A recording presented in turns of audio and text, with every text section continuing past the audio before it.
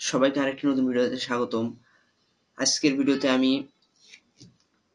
খুবই গুরুত্বপূর্ণ একটি সফটওয়্যার, বিশেষ করে যারা আমরা অনলাইনে কন্টেন্ট ক্রিয়েট করি অথবা বিভিন্ন ভিডিও টিউটোরিয়াল তৈরি করি, ক্লাস নেই, তাদের জন্য আজকের সফটওয়্যারটা বেশি গুরুত্বপূর্ণ। সেটি হচ্ছে জুমিট সফটওয়্যার। এই সফটওয়্যারটি ছোট সফটওয়্যার কিন্তু খুবই কাজের একটা সফটওয়্যার। এই সফটওয়্যারটি সম্পর্কে যদি আমরা ভালোভাবে ব্যবহার করা জানতে পারি তাহলে আমরা আমাদের বিভিন্ন কাজে ব্যবহার করতে পারবো। তো আজকে এই সফটওয়্যারটি সম্পর্কে ভালোভাবে আমরা সবকিছু জানবো। ওপেন করার পর আমাদের এরকম একটা ইন্টারফেস দেখাবে সফটওয়্যারটি ইনস্টল করার পর।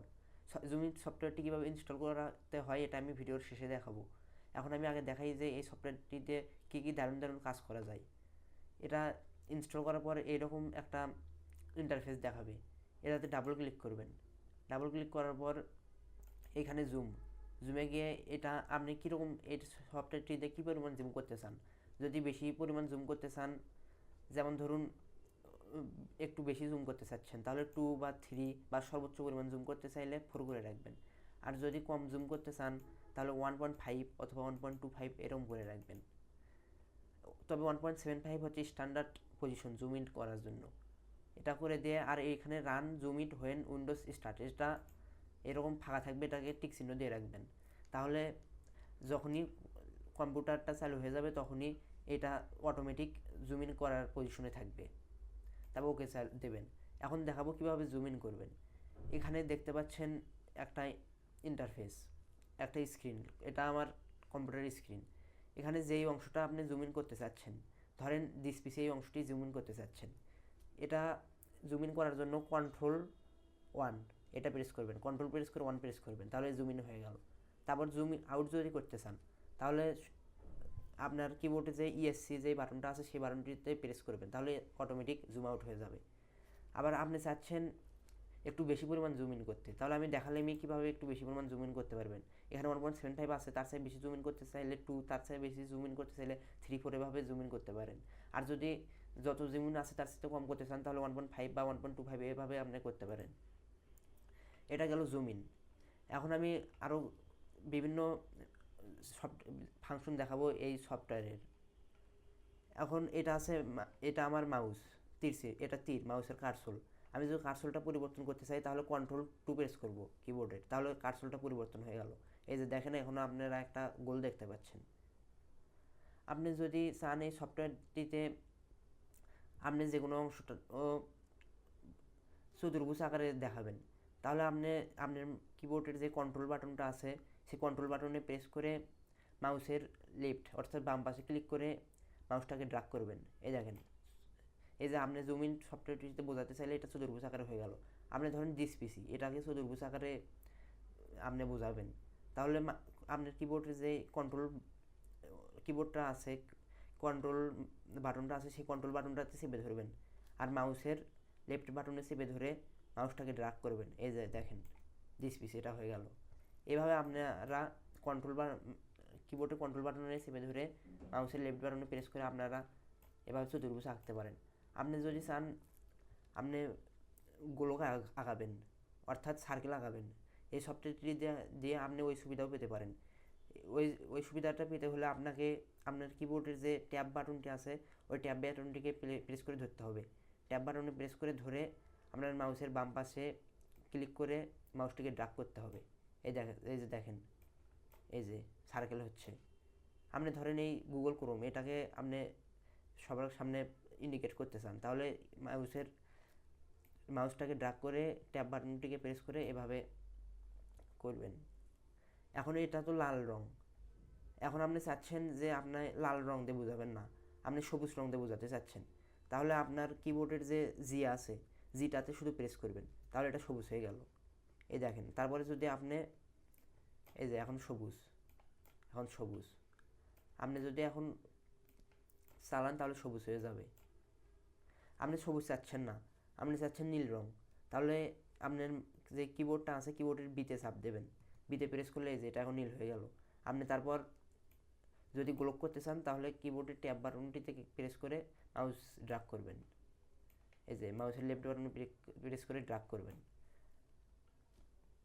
আপনি চাচ্ছেন পার্বণ রং, তাহলে পিতে প্রেস করবেন, আপনার কিবোর্ডে পিতে প্রেস করে আপনি যদি চতুর্ভুজ আঁকাতে চান তাহলে মাউসের কিবোর্ডের কন্ট্রোল বাটনে প্রেস করে মাউসটিকে ড্র্যাগ করবেন, আর যদি বর্গ আঁকাতে চান তাহলে ট্যাব বাটনে প্রেস করে মাউসটিকে ড্র্যাগ করবেন। এই যে আমাদের বর্গ চতুর্ভুজ।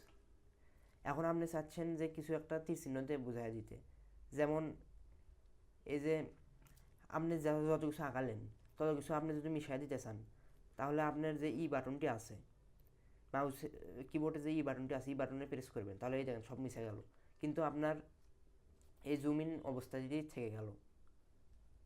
এখন আপনি চাচ্ছেন তীর চিহ্ন দিয়ে কিছুকে বুঝে দেবেন, এই যে যে জুম ইন সফটওয়্যার এটাকে ধরুন তীর চিহ্নকে বুঝে দেবেন তীর চিহ্ন দিয়ে, তাহলে আপনি আপনার কিবোর্ডের একই সাথে কন্ট্রোল আর শিফট একসাথে প্রেস করে ধরে আপনি মাউসের লেফট বাটনে ক্লিক করে মাউসটিকে জাস্ট ড্র্যাগ করবেন, এই যে দেখুন তীর চিহ্ন হয়ে গেল। জিতে প্রেস করলাম, সবুজ, এখন সবুজ রং দেখাবে। এই যে কন্ট্রোল শিফট কিবোর্ডে প্রেস করলাম আর মাউসের লেফট বাটনে প্রেস করে মাউসটিকে শুধু ড্র্যাগ করলাম, এই যে দেখেন তীর চিহ্ন হয়ে গেল। আপনি এখন এটা তো আমাদের জুম ইন অবস্থায় আছে, আপনি চাচ্ছেন কার্সরটা ফিরে পেতে, অর্থাৎ মাউসটা ফিরে পেতে, তাহলে আপনি ইএসসি বাটনে প্রেস করবেন, এই যে ইএসসি বাটনে প্রেস করলাম, এখন আপনার কার্সরটা চলে আসলো। আপনি চাচ্ছেন কোনো কিছু বোঝানোর জন্য পুরোপুরি এই যেই মনিটরটা আছে, যে স্ক্রিনটা আছে সেই স্ক্রিনটাকে পুরোপুরি সাদা করে দিতে, তাহলে আপনি আপনার কিবোর্ডে যে কিওয়ার্ডটি আছে সেই ওয়ার্ডটি প্রেস করবেন, এই যে এখন পুরোপুরি সাদা হয়ে গেল। আপনি চাচ্ছেন আপনি কোনো কিছু বুঝে দেওয়ার জন্য আপনি কালো একটা মনিটর নেবেন, কালো একটা মনিটর নেওয়ার জন্য আপনি আপনার কিবোর্ডে যে কে বাটনটি আছে সেই কি বাটনটিতে প্রেস করবেন, এই যে কি বাটনটি প্রেস করলাম, কালো একটা মনিটর চলে আসলো। এই যে আমি ইএসসিতে প্রেস করে আবার পূর্ব অবস্থায় ফিরে গেলাম, কন্ট্রোল 2 প্রেস করে আবার জুম ইন অবস্থায় ফিরে গেলাম। এখন আপনি চাচ্ছেন আপনি যা আঁকাচ্ছেন, আপনি যে শেপ তৈরি করছেন সেই শেপটা একটু গাঢ় হোক, শেপটা গাঢ় করার জন্য যে